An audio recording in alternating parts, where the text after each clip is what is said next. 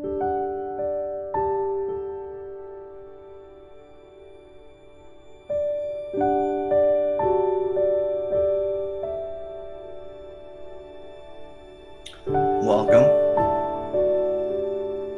to a year of eternal love. A Course in Miracles Workbook for Students, Lesson 13. A meaningless world engenders fear. Today's idea is really another form of the preceding one, except that it is more specific as to the emotion aroused. Actually, a meaningless world is impossible.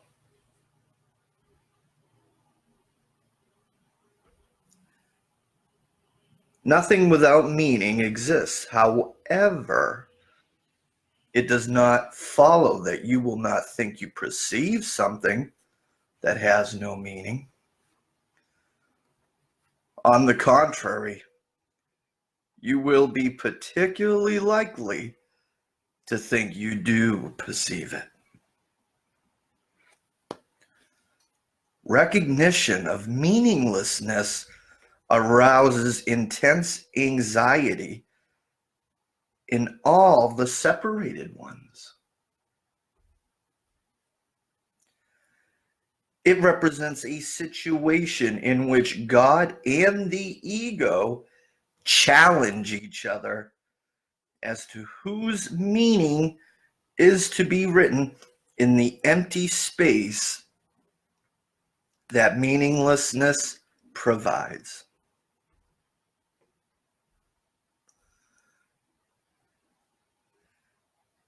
The ego rushes in frantically to establish its own ideas there, fearful that the void may otherwise be used to demonstrate its own impotence and unreality.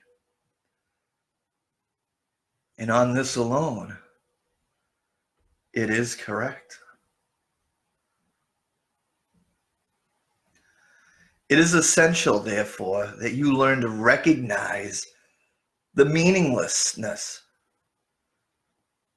and accept it without fear.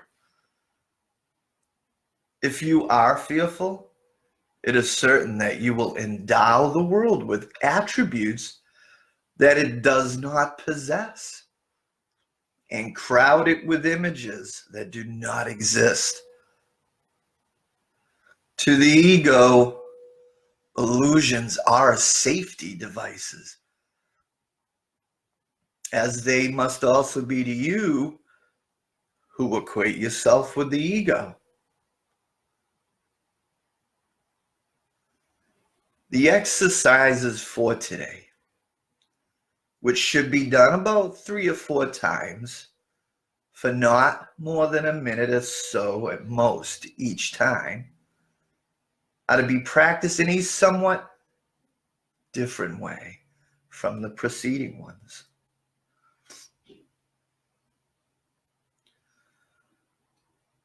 With eyes closed, repeat today's idea to yourself, and then open your eyes and look about you slowly. I am looking at a meaningless world. And repeat the statement to yourself as you look about. Then close your eyes and conclude with, a meaningless world engenders fear because I think I am in competition with God. You may find it difficult to avoid resistance in one form or another to this concluding statement.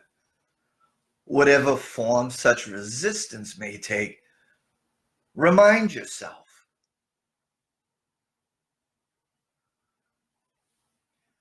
that you are really afraid of such a thought because of the vengeance of the enemy.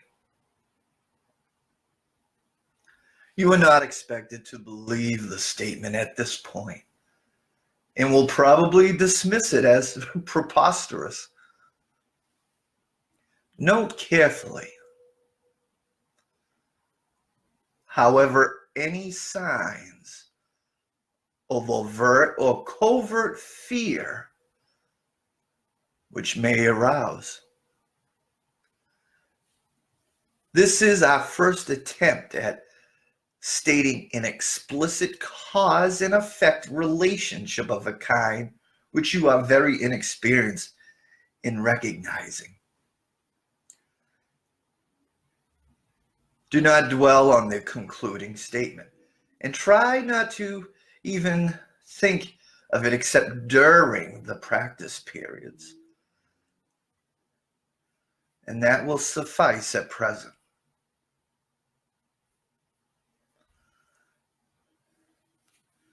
And the insights. Thank you for joining me up until now. These beginning lessons can be quite challenging in any way. And also, we're programmed in such a way or condition, we would say that it seems very weak of us to even say, I don't know what anything means. We spend our whole lives learning what everything means. And if we don't know, we're considered ignorant. In this lesson, we're learning to do the opposite.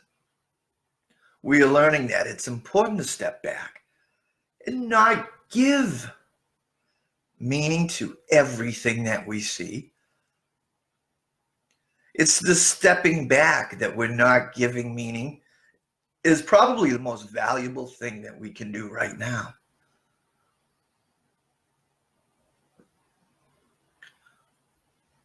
That's the pathway to freedom.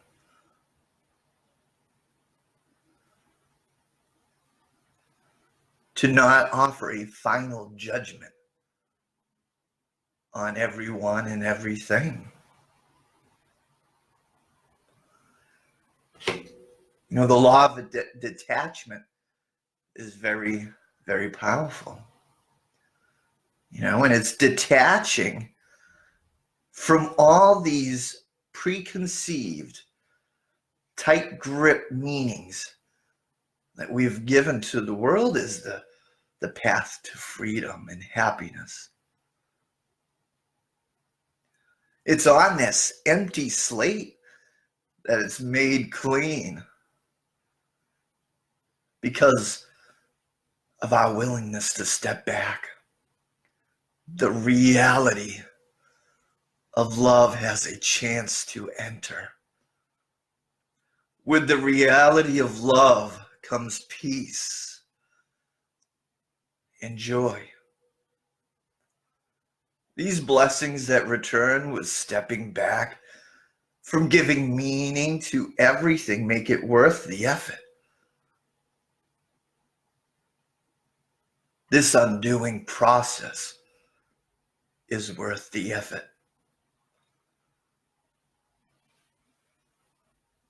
Doesn't seem like we're in this big competition with God, the source of all things.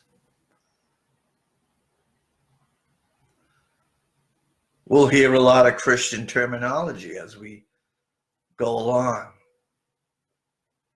If you identify with that, that's okay. It's the metaphysical meaning, the greater meaning to what these are identifying with. We can replace the names with anything. The truth, all rivers flow to the same river of truth. But it's not likely anyone's saying we're in competition with God. But there are signs that this is true. That we're aware, maybe in some areas of our life, we're quite comfortable with saying, I'm willing to follow God's will with Holy Spirit, where I'm guided. This is where I'm supposed to be doing and going.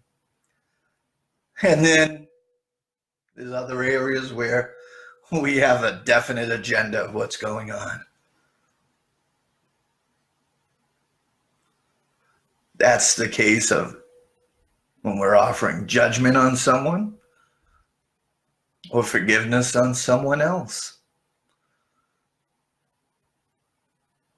Why is that?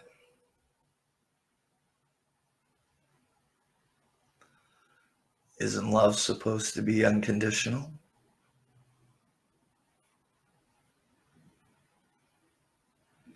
Isn't love offered to all of God's children?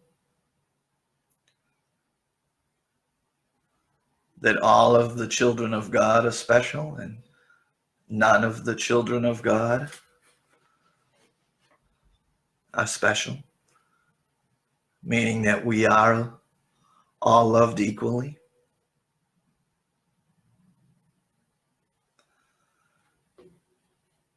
This undoing process is the path to freedom. Some of it you may not quite understand yet, and that is okay. That's what the practice periods are for. This is what this is here for, the complete rewiring. It's going back to innocence. Because what we see now is a world of guilt and judgment. It's returning back to our original state of innocence. We learned fear here. It is the learning, unlearning, and the relearning. Restoring our memory of who we are. That's freedom. That's heaven. Heaven is the awareness that this separation never existed, that it never happened in the first place. I want to thank you for joining me today.